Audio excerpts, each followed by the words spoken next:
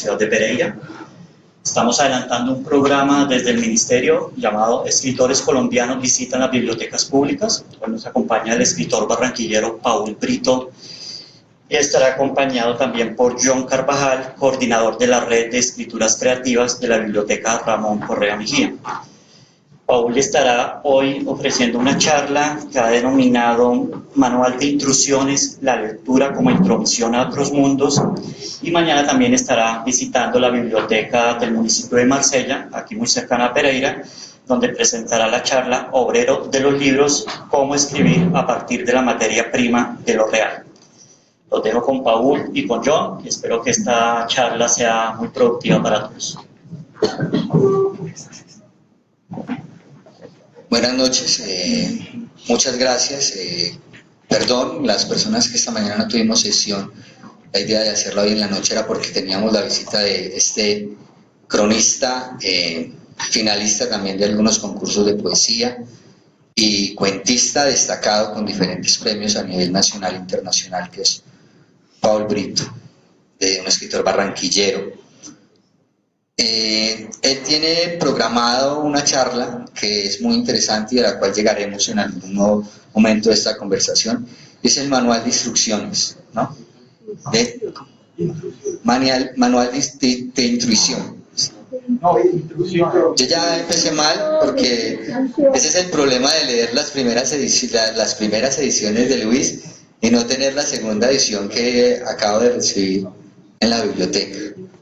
Además ya les habíamos recomendado también sobre este libro es el que estaremos hablando, sobre Los Intrusos, que tiene una primera edición que es la del tercer concurso nacional de cuento de la Universidad Industrial de Santander y que se reedita en esta hermosa edición donde aparece organizado y corregido el trabajo aumentado con otros comentarios de Brito. Yo quiero empezar, ahora que conversaba con mi compañero, me parecía muy importante, por ejemplo, cómo de alguna manera en Los Intrusos llegamos a ver personajes como el superhéroe. Para los que no han leído el libro, no se los voy a dañar, pero sí les voy a contar un poquito de algunos cuentos, y en particular de 3 cuentos que hablábamos ahora y nos permitieron charlar un poco. Y es Oficio de Escritor, el primero que es sobre Superman y sobre su novia, ¿no? Un poquito con base en el Superman de la televisión, y el tercero que hace honor al título del libro, que es Los Intrusos. En Los Intrusos podemos ver una mujer que está perdiendo su pierna. Ha sido empleada durante muchos años por otra mujer. Cuando cae a la clínica empieza a ver en ese momento cierto encono, cierta mala voluntad por parte de una mujer que siente que por ella estar trabajando y haber dejado sus hijos al cuidado de Hernanda ha perdido mucho de sus hijas, de 2 mellizas. Entonces empieza como a recriminarse una cantidad de cosas mientras los acompaña en la clínica y mientras ella está perdiendo su pierna. Al final vemos un cambio en el cuento tremendo, una cosa que no nos esperaba. Pero hay de fondo en esta obra de Los Intrusos un concepto de familia, de comunicación, de solidaridad, que Brito lo decía muy bien ahora mientras tomábamos algo. Y la pregunta es dirigida ahí, y es: ¿qué es lo que traza? Ahí de alguna manera el concepto de solidaridad es lo que viene a trazar estos cuentos, o qué es lo que viene a trazar los cuentos. Y lo hablo porque desde el primer cuento hasta Los Intrusos y en varios cuentos vemos que ahí está la solidaridad de fondo. Buenas noches, ¿se escucha? No. Buenas noches, pues me alegra mucho que hayan venido hoy a escucharnos. Y me alegra mucho estar hoy aquí en Pereira. No conocía la ciudad, pero le contaba a John Jairo que siempre había querido venir a Pereira porque es como un poco un viaje a la semilla, y les explico enseguida por qué. Mi madre siempre me dijo que yo había sido concebido aquí, en Pereira. De alguna forma estoy devolviéndome en el tiempo y tengo muy presente en mi estadía aquí la imagen de mis padres aquí en Pereira. Resulta que mi padre trabajó aquí en Pereira como preparador físico o asesor técnico de Pancho Villegas, que era el técnico en 1975 del Deportivo Pereira. Imagínense. Y en una crónica que yo escribí y publiqué en El Tiempo hace ya un tiempo, yo contaba eso. Yo contaba, entre otras cosas, contaba el paso de mi papá por esta ciudad. Y tengo fotos, incluso las traía por ahí para mostrarlas. En una de ellas sale mi papá con todo el equipo. Entre ellos está un jugador que fue muy conocido en Colombia y fue goleador ese año. Se llamaba La Fiera Cáceres, se llamaba. Incluso me enteré hace poco que se casó con una barranquillera, era argentino, es argentino, y que vive aún en Barranquilla, ¿sí? Entonces, bueno, por todo esto, esta ciudad me trae recuerdos ajenos, pero que al final son muy míos también, ¿sí? Porque crecí con ese mito, con esa leyenda familiar de que mis padres me hicieron aquí. Una vez que mi madre vino a visitarlo, después de haberse casado, vino, creo que fue la luna de miel, no recuerdo bien, aquí en Pereira, y ella siempre me contaba eso, ¿sí? Entonces, fíjate, ya comenzamos con un tema familiar, ¿sí? Que es a lo que va tu pregunta, pero antes de responderla, a mí me gusta que te hayas equivocado con lo de él se equivocó porque el libro de él no tiene el prefacio que se llama así, Manual de Instrucciones.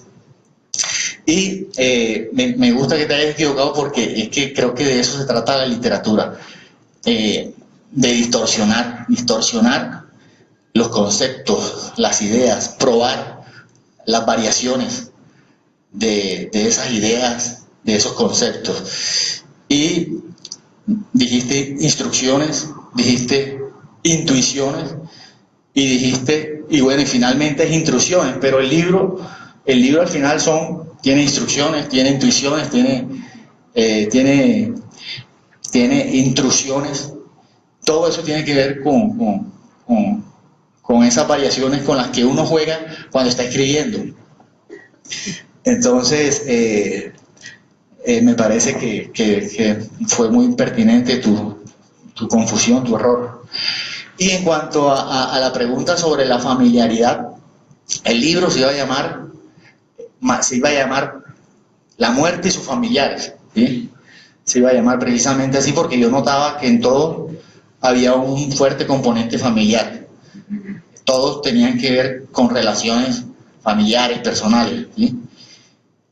Pero más adelante me di cuenta que para que pudieran existir esas relaciones familiares tenía que haber algún contraste con un personaje que siempre llegaba como intruso, ¿sí? Como ajeno a ese cuadro, a esa foto familiar, ¿sí? Y creo que ningún cuento puede ser totalmente coherente, sino que siempre hay un elemento que es el que rompe con su coherencia, ¿sí? Y que es el que al final es el detonante de la acción. Por lo general siempre hay alguien que no pertenece totalmente a una situación y que al llegar es la que empuja el movimiento, empuja el argumento. Y en este punto me acuerdo, por ejemplo, una escena de Cantinflas, ¿sí? Hay una escena de Cantinflas que él y un amigo llegan borrachos a un funeral, no sé si ustedes se acuerden. Llegan los dos borrachos a un funeral y como están tan borrachos no se dan cuenta que llegaron al funeral equivocado. Entonces empiezan a abrazar a la gente, a darle el pésame al que no era. ¿Sí? Entonces dense cuenta que a pesar de que es una escena familiar, todo el mundo está llorando a un muerto, ¿sí? Todo el mundo se conoce, todos son familia, pues no tendría gracia contar un funeral si no llega alguien ajeno a ese funeral, alguien que no es de esa familia, a romper con esa armonía, ¿sí? Y creo que los cuentos, todos estos cuentos, y más que los de este libro, cualquier otro cuento, cualquier narración tiene que ver con ese intruso que llega a romper la historia en dos. Creo que la misma historia universal nos da el mejor ejemplo, Jesucristo, ¿sí? Miren que antes y después de Cristo hay una partición radical en cuanto a la intromisión de ese ser intruso, de ese ser de otro mundo que llegó a romper la historia y a desencadenarla, ¿sí? Eso se llama solidaridad, lo que acaba de hacer Paul Brito. Pero volviendo a lo de cómo los personajes hay en un cuento, en el principio, donde uno se da cuenta que el personaje secundario va a ser el personaje importante.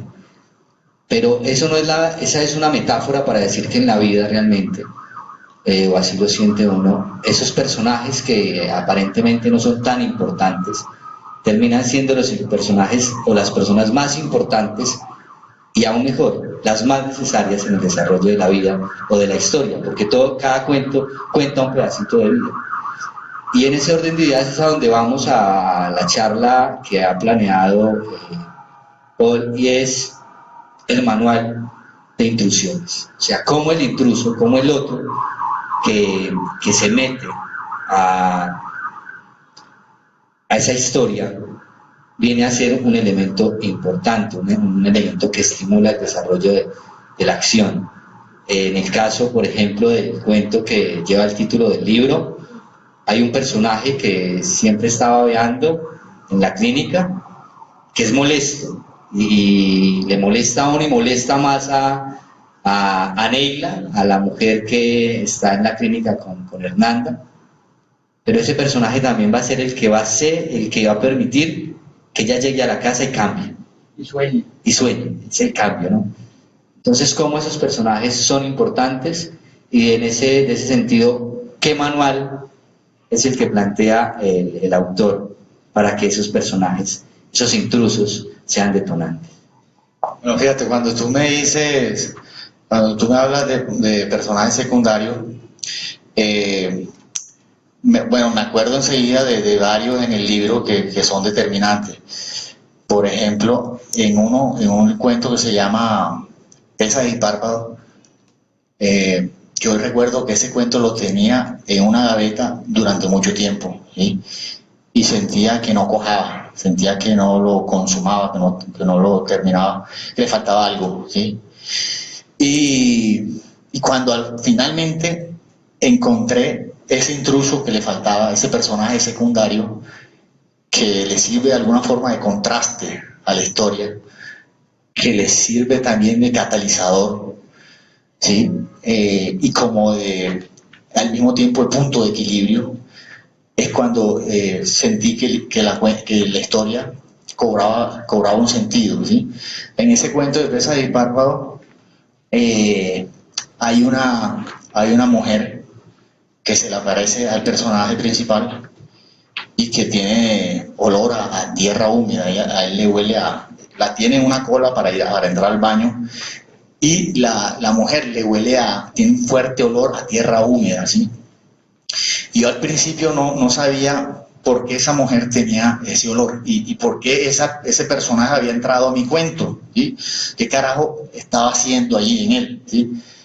Entonces, al final me di cuenta que era porque la abuela del amigo del protagonista, a quien yo había descrito muy bien al comienzo del relato, debía morir, ¿sí? Y de esa forma fue que yo pude terminar la historia. Y cuando ellos vuelven de la fiesta y encuentran a la abuela del amigo muerta, entonces él vuelve a sentir ese olor a tierra húmeda, ¿sí? Y sentí que el cuento se redondeaba, que completaba su círculo, ¿sí? Y en el cuento de Superman, date cuenta también que hay un personaje que incluso se le olvida el nombre al narrador, ¿sí?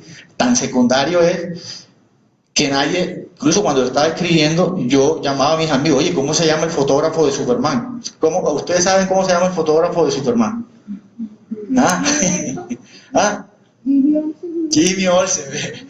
Bueno, pero pocas personas aquí saben que se llamaba Jimmy Olsen. Yo tampoco sabía, ya, pero a mí se me volvió una obsesión cuando estaba escribiendo el cuento y me di cuenta que ese personaje secundario, a pesar de que a mí se me olvidaba el nombre, tenía que ser importante en la historia y finalmente pues tiene gran peso, tiene mucho peso ahí en el cuento, ¿sí?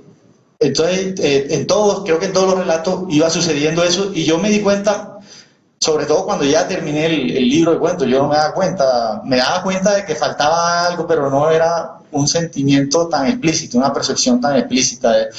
Después cuando lo releí, que los corregí, fue que me di cuenta, y ya había publicado, la UIS ya había publicado el libro sin ese prólogo donde yo cuento eso sobre esa característica de intrusión que tienen todos los relatos, ¿sí?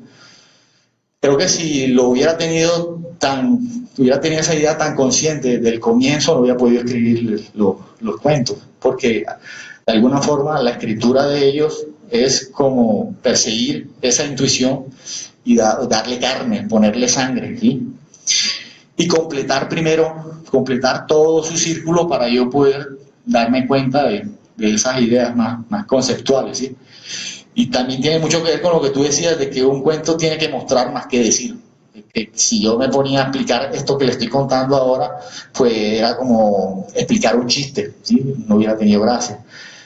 Entonces sí me di cuenta de eso después. Entonces no es que haya un manual, ¿sí? Ni unas instrucciones para poder encontrar ese intruso que le falta a toda historia.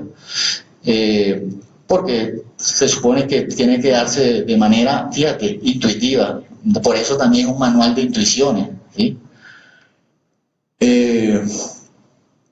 Sí, más o menos esa era la idea del personaje. Bueno, y también cuando hablas de personajes secundarios, me acuerdo de la historia esa secundaria de la que habla Ricardo Piglia.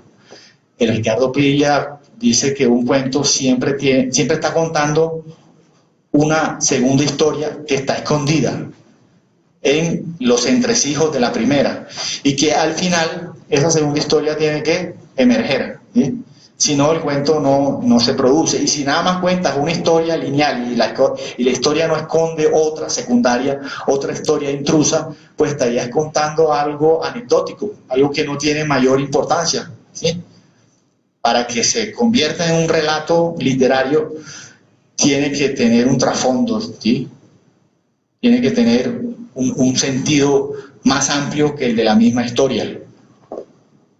Pensaba ahora que decías que lo de instrucción, en la vía de instrucciones de uso de George Beret, cómo también la literatura obra de alguna manera como una instrucción de uso cuando uno termina de leer un libro.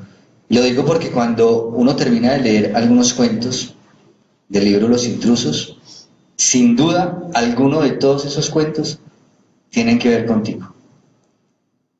Si uno, desde el principio, si uno empieza con un cuento como Superman, además que es interesante porque cómo trae el superhéroe a Superman a decirnos que es de carne y hueso, que se enamora, y que la muchacha que está enamorada de Superman, Luisa, pues en el fondo realmente nadie se quiere enamorar de Superman porque Superman no tiene tiempo para una relación porque está cuidando a los demás y nunca puede cuidar a Luisa.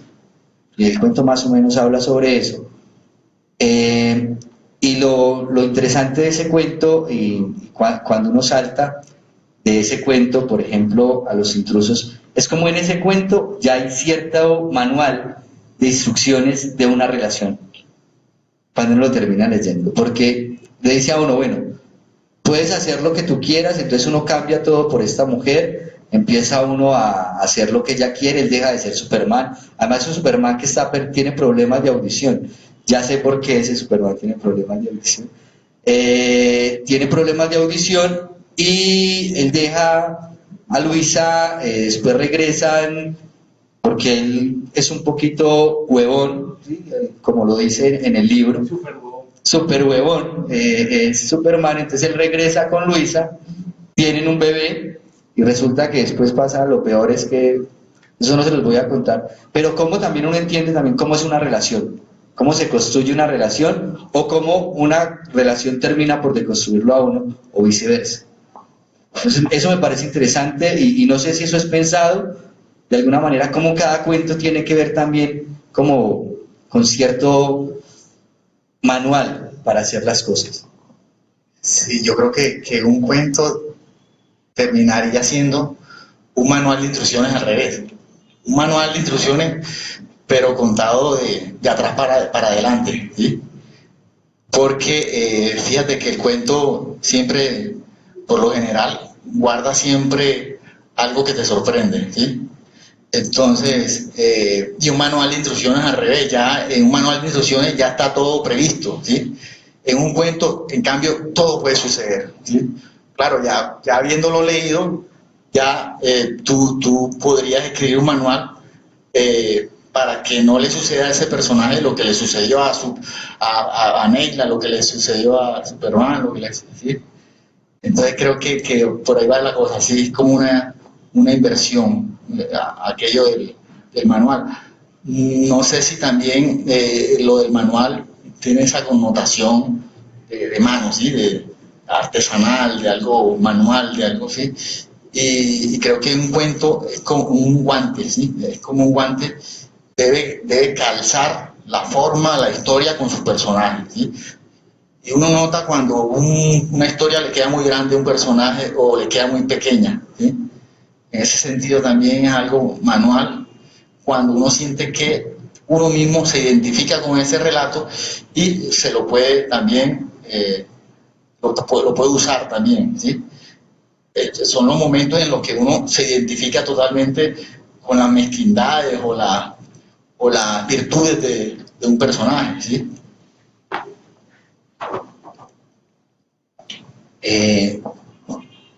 Con esa idea del intruso, el escritor siempre obra un poquito como esa idea del Macron, el Gaviero, es el que ve tierra primero que todos nosotros, ¿sí? O sea, el que ve el intruso de alguna manera primero que nosotros. En ese orden de ideas, el escritor termina siendo el gran observador, y más cuando ese escritor es cronista, periodista, cuentista. En ese sentido, de esa manera, los elementos como cronista y como periodista y como poeta y como cuentista, ¿de qué te han ayudado el periodismo, el concepto de ser un gran cronista? Hablábamos la semana pasada en los talleres de escritura que algunos de sus libros se encontraban acá, además porque el año pasado, al lado de unos escritores muy reconocidos, quedó como uno de los autores más leídos, o uno de los libros más recomendados. Como cronista, esos elementos como observador te ayudan a construir el cuento. ¿Cómo funciona eso? Bueno, uno se da cuenta cuando comienza a escribir cuentos, y es que hay una parte, siempre los cuentos tienen una base muy real, ¿sí? Uno no puede escribir nada que no parta de uno mismo, pero luego está esa labor del cuentista, que es el de exagerar, fabular, distorsionar lo que a uno mismo le pasó, ¿sí? Como ponerle otras máscaras, ¿sí? Y darle vida, pero en otras dimensiones, ¿sí? Entonces uno nota que un cuento siempre tiene mitad de realidad y mitad de ficción. Y me acuerdo enseguida de la historia de Saúl, el hombre caimán, del Plato Magdalena. Saúl era un hombre, no sé si ustedes se acuerdan de la historia, y es que era un hombre que se iba al río a mirar a las mujeres, ¿sí? Que se bañaban allí en el río, y se consiguió una pócima para convertirse en caimán, y de esa forma acercarse más a las mujeres y poderlas ver desnudas más de cerca. Pero se le rompió el antídoto de la pócima y nada más le alcanzó para mitad del cuerpo. Entonces quedó mitad caimán y mitad persona, mitad hombre, ¿sí? Y creo que los cuentos son así, siempre tienen algo, como el caimán, como Saúl, la mitad de ellos es real y la otra mitad es inventada, es ficticia. Y uno lo nota, por ejemplo, en figuras mitológicas, por ejemplo, el unicornio, que la mitad es un caballo. O cuando uno lee una historia como 100 años de soledad, uno se da cuenta muchas veces que la mitad de ese pueblo es Aracataca o Barranquilla o Cartagena y la otra mitad es totalmente inventada por el escritor, ¿sí? Entonces, en ese sentido, mi labor de cronista me ha servido mucho para llenarme de esa materia prima de la realidad, ¿sí? Encontrar esa primera mitad que necesitan todos los cuentos para poder potenciarse, para poder completarse y para poder tener una especie de polo a tierra, ¿sí?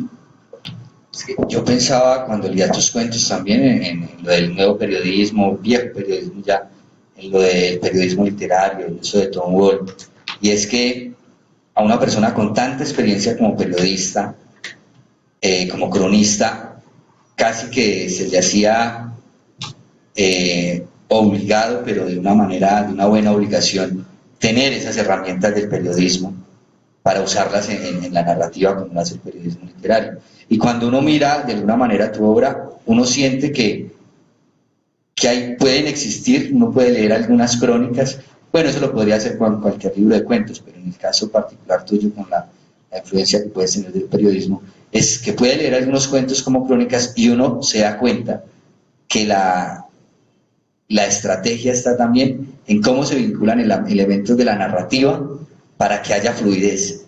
Y voy a un cuento particular que tú me contabas ahora, del que hablábamos, y es el oficio del escritor. ¿Es el oficio del escritor? El oficio de escribir, que contabas que, bueno, creo que podemos hablar un poco sobre ese cuento y cómo hay un ritmo, cómo logras meterle ahí unos elementos de la narrativa. Ese cuento no tiene que ver nada con una crónica en particular, pero sí en otros cuentos, pero en ese cuento es cómo hay tanto de narrador ahí y en otros cómo hay mucho de cronista con herramientas narrativas. Bueno, para comenzar desde antes, desde la pregunta anterior y terminar en esta, yo también me he dado cuenta como cronista que a pesar de que un cronista se tiene que limitar a la realidad, a lo factual, uno se da cuenta también que la realidad también es mitad ficticia y mitad real. ¿En qué sentido? En el sentido en que el presente siempre está en obra negra, ¿sí? En el kilómetro cero de la realidad, en las costuras de la realidad, siempre hay una parte potencial y una parte concreta, ¿sí? Y eso es fácilmente verificable cuando uno se da cuenta que de temprano tú no te puedes mover de tu casa, sino inventas la ficción de ese día, ¿sí? Si tú tienes que hacer algo ese día, ir a la Cámara de Comercio a sacar un papel, tienes que primero inventar algo que no ha sucedido todavía, ¿sí? Me tengo que levantar a las 5:30, tengo que bañar, tengo que comer, para poder alcanzar la cola que se forma a las 8 de la mañana en la Cámara de Comercio, ¿sí? O sea, uno va trazando un plan, y un plan siempre es algo ficticio porque todavía no es real, ¿sí? Y cualquier cosa que nosotros hagamos siempre tiene como base una proyección, una ficción, una invención, ¿sí? Y bueno, un micrófono, un computador no existirían si alguna persona imaginativa no se les hubiera ocurrido antes. Entonces, la realidad siempre está cortada en dos, ¿sí? Y más en el presente, ¿sí? El presente ahora mismo yo lo estoy inventando lo que voy a decir, ¿sí? Cada palabra, esta y la otra, y esta más, la estoy inventando, ¿sí? Está primero en mi imaginación y luego en los oídos de ustedes. Entonces, la realidad, a pesar de que en una crónica uno tiene que limitarse a ella, a lo factual, a lo verdadero, uno se da cuenta que está construyéndose a cada momento, y en ese sentido es un cuento también, ¿sí? Un cuento que se va armando a través de la imaginación. Y luego me decías del cuento este del oficio de escribir, y precisamente tiene mucho que ver con esto, porque en este libro muchos de los cuentos eran apuestas puristas, en cierto sentido eran apuestas muy consecuentes y muy coherentes con la forma del relato, y lo explico enseguida. Y, por ejemplo, en ese cuento, el oficio de escribir, yo tenía que escribir a un personaje que no podía dejar de escribir, ¿sí? Que estaba con una pulsión constante de escribir a toda hora, ¿sí? Entonces yo no podía escribir ese cuento si no lo hacía de la misma forma, si no lo escribía de un solo tirón. No me sentía honesto, no me sentía sincero con el lector si yo no hacía lo mismo que estaba haciendo el personaje. Entonces me propuse que ese cuento tenía que escribirlo de un solo tirón, de una sola sentada y casi sin respirar, ¿sí? Y es lo que le estoy diciendo ahora, que era como si estuviera creando el cuento de la realidad a partir del presente, de esos intersticios, de esas ranuras que nos da el presente siempre para que nosotros la rellenemos con nuestra imaginación. La realidad del presente nos da la opción permanente de que nosotros, ese espacio, ese latido del presente no puede ser continuo, es secuencial. Y en cada silencio de ese latido uno lo puede rellenar, uno puede ir rellenándolo. Entonces, ese cuento es algo así, ¿sí? Como tratar de escribir en tiempo presente y con el mismo ritmo de la narración la misma historia, ¿sí? Brito me decía ahora que, hemos hecho ese ejercicio en las conversaciones que hemos tenido con los escritores, y es la intervención del público. Y Brito, en su manual de intuiciones, tenía planeado conversar un poco con el público, entonces yo creo que podemos abrir el micrófono para que ustedes hagan algunas preguntas. Yo sé que por acá ya tienen algunas preguntas listas, entonces... Pero yo con el micrófono. No, pues este no se puede llevar. Si quieren me hablan ahí duro y yo la...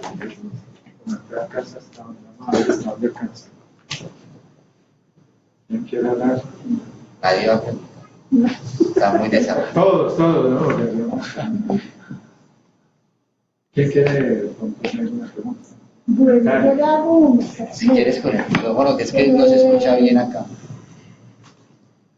Paul, ¿tus cuentos son breves o son unos cuentos extensos?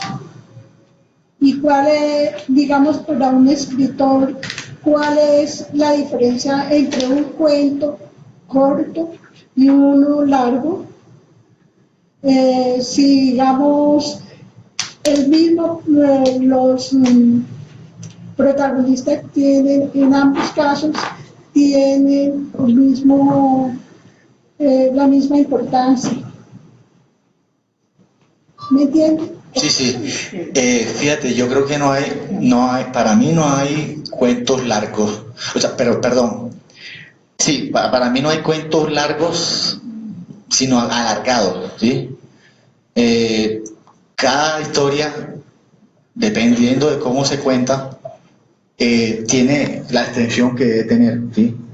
Uno siente cuando se queda corto, cuando el final se precipita, o uno siente cuando están rellenando la historia, que la están alargando artificialmente. Entonces creo que en esencia no hay diferencia entre un texto corto y un texto largo, ¿sí? Siempre y cuando la historia esté copando verdaderamente lo que está narrando, ¿sí? Que tenga el ritmo correcto, que tenga la descripción concisa de los hechos, que no le sobre nada ni que le falte nada. o puede que le falte, pero que esté implícito, ¿sí? Y en cuanto a la importancia de los protagonistas, sí, creo que siempre, como decíamos ahorita, aparentemente hay un personaje principal, pero ese principal se va construyendo en la medida en que va interactuando con los otros, con los secundarios, ¿sí? Entonces, creo que llega un momento en que es más importante el secundario porque en la medida en que sea, en que ejerza la mejor interacción con ese personaje principal, es que el relato se puede potenciar, ¿sí? Por más bien construido que sea un personaje principal, si uno no encuentra un secundario que contraste, que catalice la personalidad del primero, por ejemplo, Sancho, ¿sí? En Don Quijote. Si Sancho Panza, traten de imaginar por un momento que Sancho Panza hubiese sido otro tipo de personaje, ¿sí? Fuese lo mismo Don Quijote, no hubiese sido tan grande y tan eterno como lo es Don Quijote sin un Sancho Panza que le hubiera servido de interlocutor, ¿sí? Permanente a Don Quijote. Paul, me gustaría que hablaras un poquito sobre el proletariado de los dioses. ¿Por qué te inspiraste en un gimnasio viejo?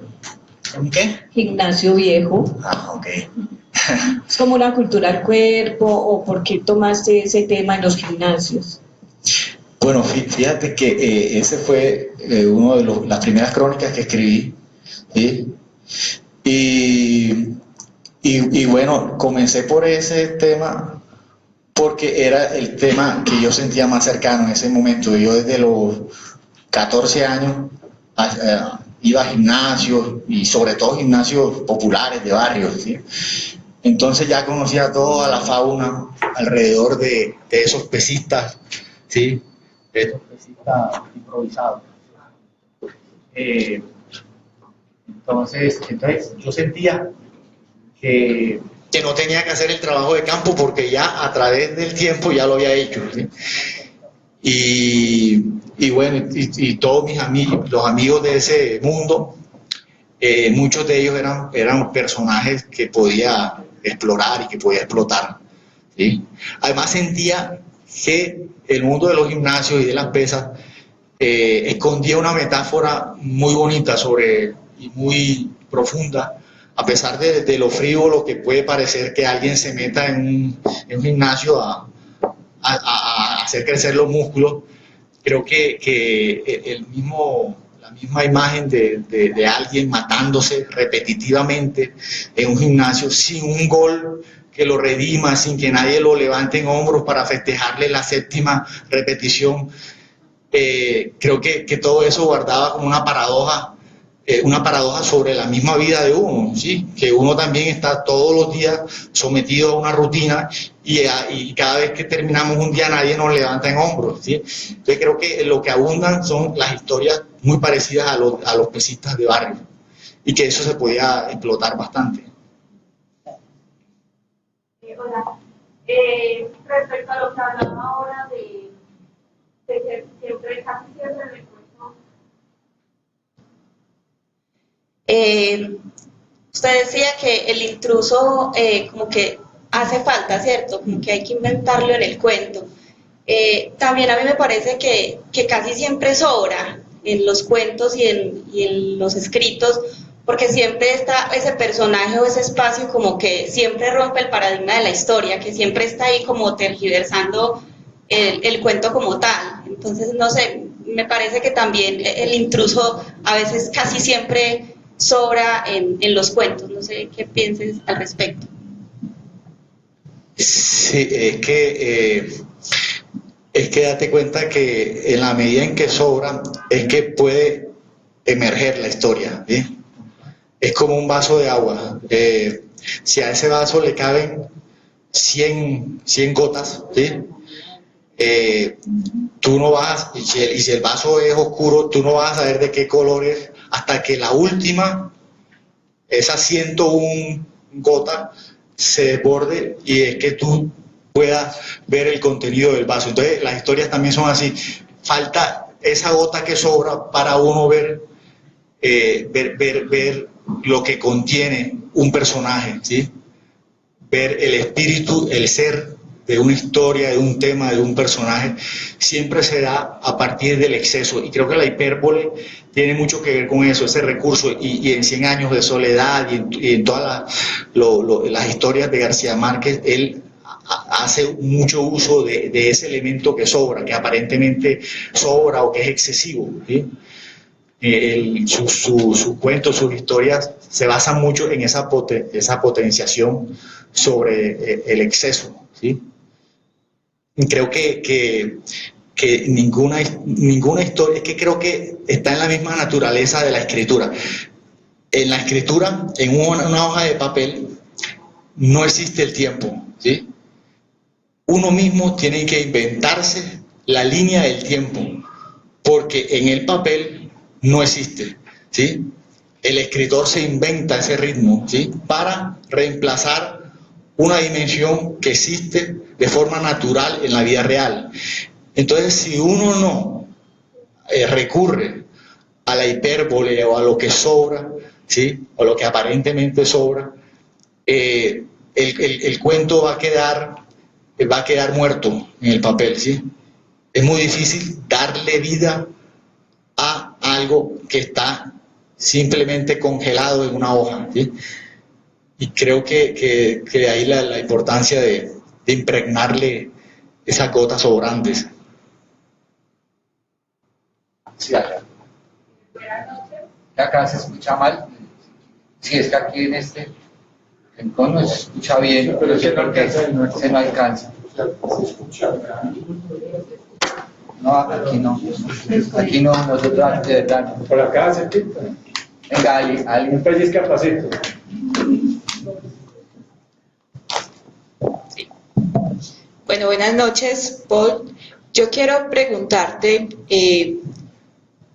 en esos intersticios que dices que tiene el presente y que permite o le permite mejor al escritor proyectarse, ¿cómo juegas, ya que eres un escritor, cómo juegas con el lenguaje, ¿no? Porque de alguna manera, si contamos la realidad tal como es, no se crean efectos, ¿no? Muchas veces no es que se creen nuevas historias, sino que se cuentan de un modo mejor. Entonces te quiero preguntar, como escritor, ¿cómo juegas con ese lenguaje para proyectar esas historias? No el hecho de traer de nuevo a Superman, me imagino que debe o necesariamente tiene que apostarle por un juego con el lenguaje, ¿no? Porque si no, de alguna manera no dejaría de ser un cliché, pero de todas maneras sigues partiendo de esos elementos reales, ¿sí? Realidad, con esos intersticios, esa proyección, ¿cómo la manejas con el asunto del lenguaje? Sí, yo creo que es muy importante esa pregunta porque y es algo que diferencian los lingüistas cuando hablan de habla y de lengua, ¿sí? La lengua escrita, la lengua escrita no tiene ritmo, ¿sí? Es secuencial, ¿sí? En cambio, el habla sí tiene un ritmo, sí tiene una continuidad, ¿sí? Y date cuenta que las historias por eso necesitan de un narrador siempre. Las historias no las cuenta el autor, las cuenta siempre un narrador. ¿Y qué es un narrador? Es un habla, es la invención artificial de un habla. Cuando tú estás leyendo una historia, tú te imaginas alrededor del fuego y alguien contándotela. Si uno no siente esa intimidad de una voz que te narra al oído con la continuidad, el ritmo del habla presente, y en cambio escuchas o lo que estás es leyendo un texto escrito en el pasado, ¿sí? Y sin ritmo, entonces tú pierdes la conexión con esa historia. Entonces, creo que lo más importante en una historia es conseguir ese tono, esa voz, esa habla con la que alguien puede imaginarse que le están contando la historia, ¿sí? Creo que cuando uno, precisamente los escritores siempre hablan de eso, de que cuando encuentran el tono de una historia, cuando encuentran el habla de ese, y vuelvo a García Márquez, que él ya tenía 100 años de soledad en su cabeza, pero hasta que él no encontró la voz del narrador, el habla del narrador, para contar 100 años de soledad, no la podía escribir. Entonces se acordó de cómo su abuela le contaba los embustes más descabellados, se los contaba con cara de palo, ¿ya? Y él dijo, esa es la manera como yo voy a echar el embuste de 100 años de soledad, lo voy a echar con la voz de palo y con la cara de palo de mi abuela, ¿sí? Allí fue cuando él empezó a escribir su mayor obra.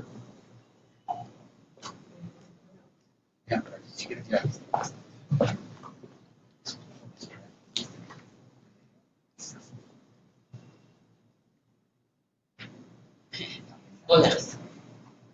Bueno, voy a referirme a lo que dijiste de que estás seguro de que ese texto ya está redondo y de que ya está listo. Cuando hablamos de pronto, cuando hablabas acerca de que está redondo, no le sobra nada, así es. O sea, ¿cómo descubres eso? Danos de pronto unos pequeños tips para nosotros. A veces he tenido esa experiencia, sí, ya está redondo.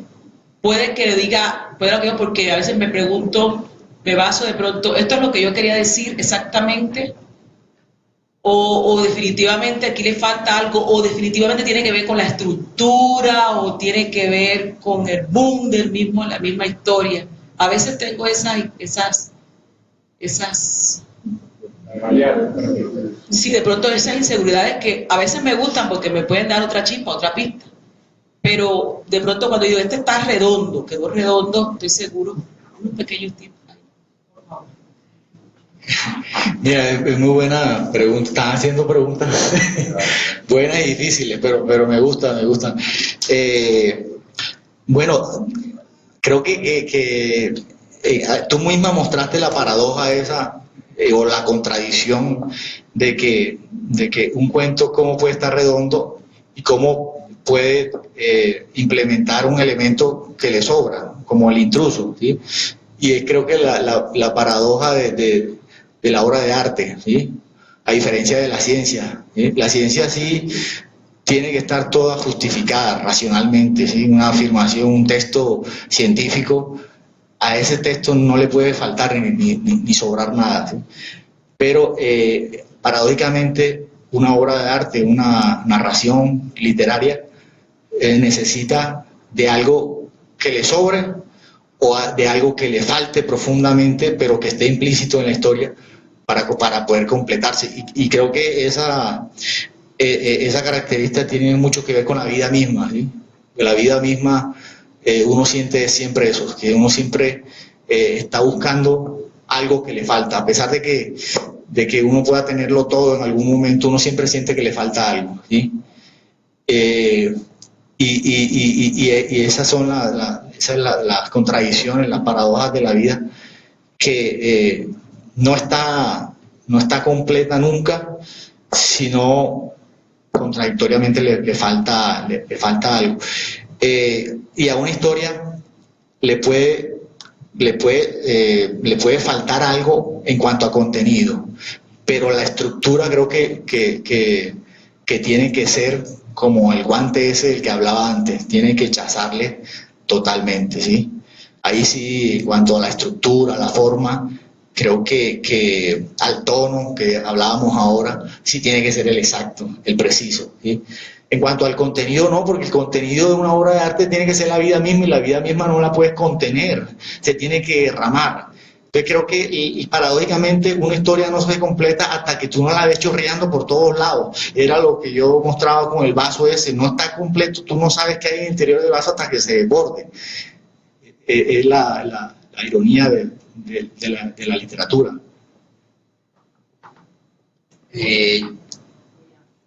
No, pero es que recordaba algo, ahora que la compañera Alicia, profesora de lingüística, y la compañera que escribe cuentos, recordaba algo de la carta que escribe el esposo a Neila cuando la dejan, y dice el narrador que le molestaba esa sintaxis esa sintaxis de eso. Porque hablaba de nos. Sí, entonces la frase en el cuento es: debemos hacer el sacrificio de alejarme. Es la frase que a ella le molestaba, esa sintaxis tan mala de la carta cuando él la dejó, y que después como de 20 años, después de 20 años creo que las hijas estuvieron 20 años escribiendo y nunca lo encontraron, algo así. Pero eso con la sintaxis, y para entender una cosa, es que sin duda en los cuentos uno sí se da cuenta que no, en los cuentos de Brito, no es solo importante lo que se dice, sino la manera en cómo se dice. Y ese pienso que sería un ejemplo cuando usas esas dos líneas tan sencillas.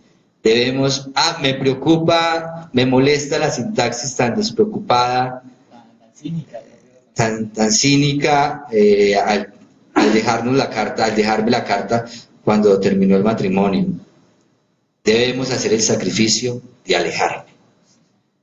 Y lo segundo es que también en esa frase yo creo que se esconde algo importante, y es que cuando uno está escribiendo, y en esas líneas, uno entiende que hay cosas que aprendemos que nos sobran en el relato. Por ejemplo, el personaje del padre era necesario nombrarlo, pero sabíamos que iba a sobrar en el relato. Entonces uno lo entiende después de que lee eso. Entonces uno dice, bueno, podía haber de pronto narrado ahí 3 páginas más sobre el padre, pero esas eran las palabras precisas, las exactas, para que también el relato fuera redondo, para que no le sobrara ni le faltara nada, siente uno. Fíjate que es un ejemplo para mostrar que el lenguaje, por más rico que sea, ¿sí? Nunca alcanza a cubrir la realidad, ¿sí? El lenguaje siempre tiene que terminar rompiéndose para poder acoger la vida real. Y eso lo ve uno en un poeta como César Vallejo, y los grandes poetas tienen que romper la sintaxis, la gramática, para poder acoger todas las dimensiones de la realidad, ¿sí? Y es lo que decía ahorita, que la obra de arte no puede contener la vida. Entonces, normalmente se completa cuando ya tú no puedes contenerla más, ni con el lenguaje ni con la historia. Vamos a hacer una última pregunta porque nosotros tenemos a continuación un evento. Les pido por favor que se queden en las sillas, porque con el profesor Rodrigo Argüello, José Hoyos, ganador del premio de cuento con el libro Hilo de Araña, y Gustavo Acosta, periodista y cuentista, vamos a seguir conversando. Entonces vamos a hacer una última pregunta y ahí damos paso a los demás. Gracias.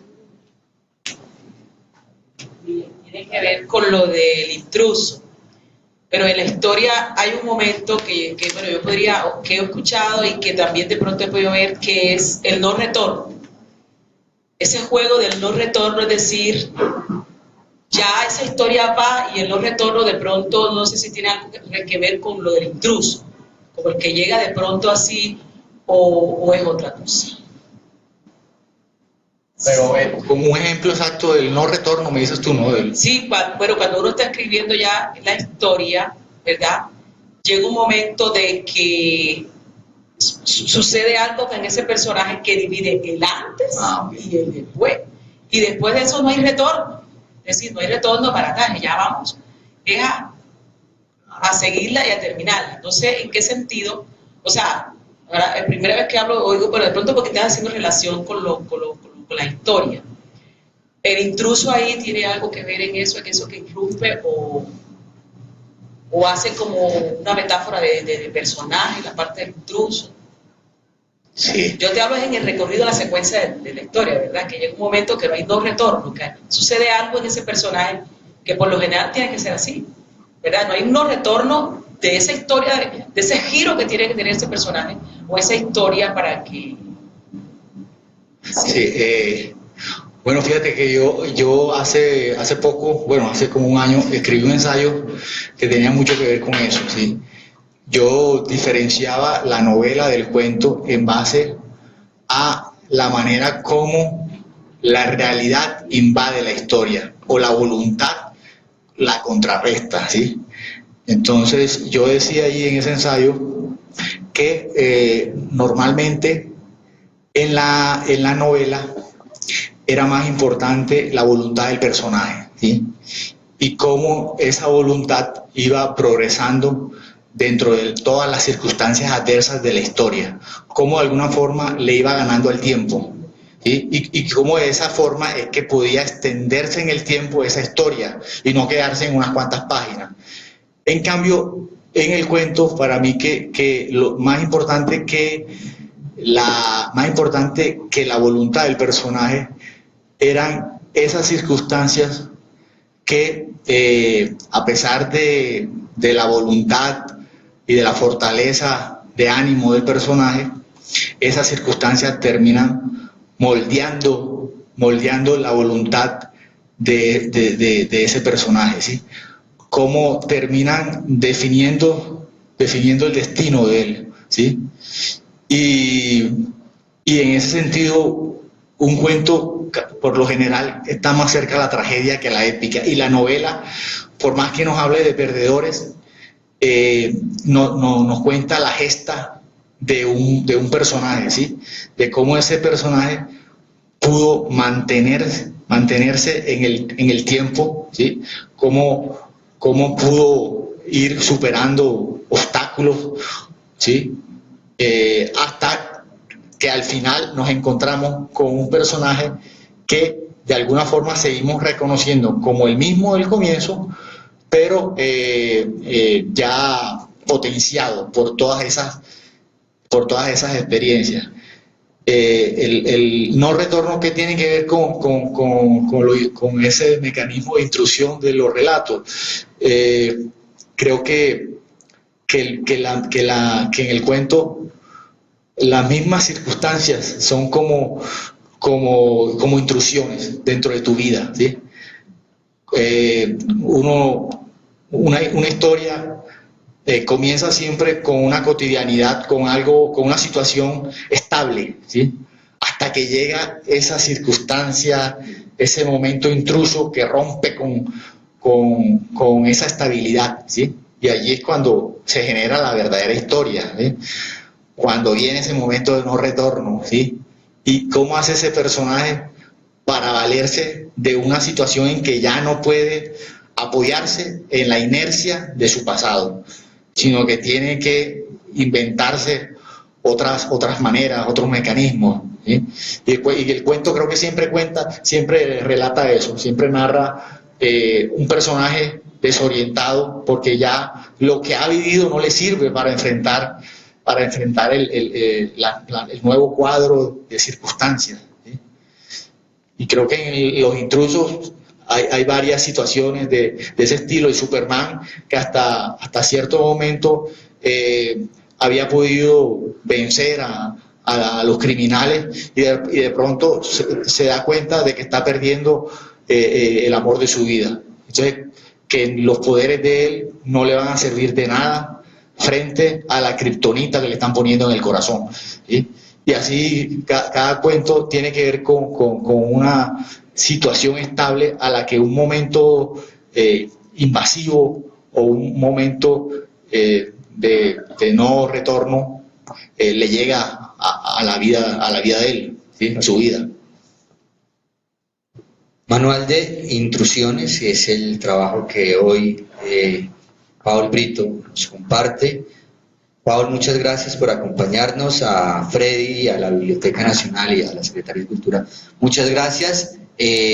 Continuamos con la charla de Rodrigo Álvarez. Perdón, y para terminar ya con este tema de los intrusos, fíjense que cuando el cuento ganó, el libro de cuentos ganó un concurso, el concurso de la UIS, a mí me llegó un correo, usted es el ganador del concurso. Yo salí corriendo de mi casa a contarle a todo el mundo, y cuando volví al computador decía, no, lo siento, hubo una confusión, no, usted no es el único ganador, hay otro ganador. Entonces no dejaba de ser paradójico que un intruso se me hubiera metido en el botín y se hubiera llevado la mitad de él. Pero barranquillero también. ¿Ah? El otro intruso también es barranquillero. No, era Guillermo Bustamante, caleño. Guillermo Bustamante Zamudio. Pero fíjense lo que sucedió con ese intruso. Yo sentí como una pérdida porque me cogieron la mitad del premio. Pero cuando lo conocí, él me dijo, mira, te regalo este libro. Era un libro que se llama Oficios de Noé. 64 microrelatos, todos en torno a la historia bíblica. Y yo venía con la idea hace rato de una paradoja, la paradoja de Zenón sobre Aquiles y la tortuga. No sabía cómo contarla, de qué forma, y ese libro fue el detonante para escribirlo. Y mi segundo libro, el libro que siguió a ese, fue a raíz de ese intruso que me regaló ese libro. O sea, que generó otra historia, lo que le vengo diciendo aquí. Hoy la muerte del obrero. ¿Cómo? La muerte del obrero. Háblanos uno así contigo. La muerte del obrero. Bueno, fíjense que hay una historia, hay un cuento de los intrusos, que se llama Pesas y Párpados, que es el germen de ese libro, ¿sí? Ese personaje que encuentra en una fiesta a una mujer que huele a tierra húmeda, ¿sí?